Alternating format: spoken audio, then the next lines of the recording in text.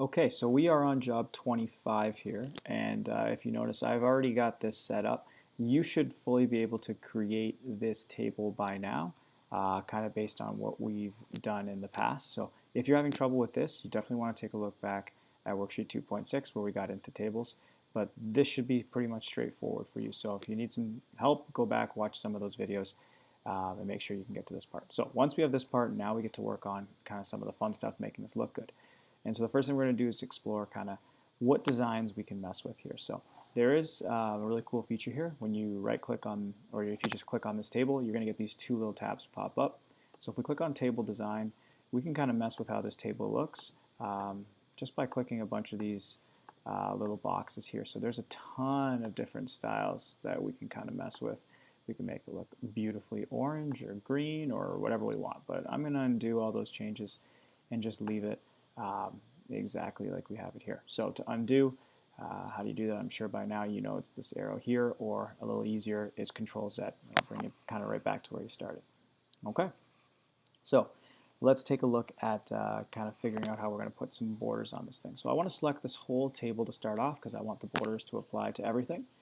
So I'm going to go to my table tools, and then I'm going to go up to my little design ribbon up here, and you'll see I have all these border styles available to me. And I can choose kind of whatever border style I want. So why don't I try going with a double border here.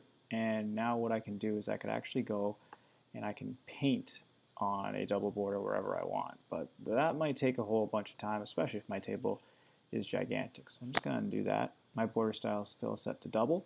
And now what I'm going to do is I can actually choose which borders I want. So if I wanted to, for instance, just do the outside borders, if I click on that, now it kind of does the painting for me. If you take a look, it's made a double border around the outside, which is really exactly what I specified for it. Perfect. Now, next thing I want to do is I want to add a double border between the second and third rows. So pretty much right after vitamin, usage, and body. So right in between this row and this row, I want to have a double border. So I'll click on here again. My tables are going to pop up. I'm still on this double border here, which is great. And I can either use my border painter to draw that line, or if I just highlight this, well, now I don't want this whole box. It's going to make a nice little box around here. I just want this bottom line. So why don't I change it to just doing a bottom border?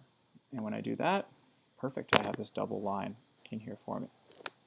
And now it'll look exactly like it does on your page there for you. So that would be step 2 of this done. So step 3 is all about adding shading and color. And we've actually kind of touched on this a little bit in the last lesson as well.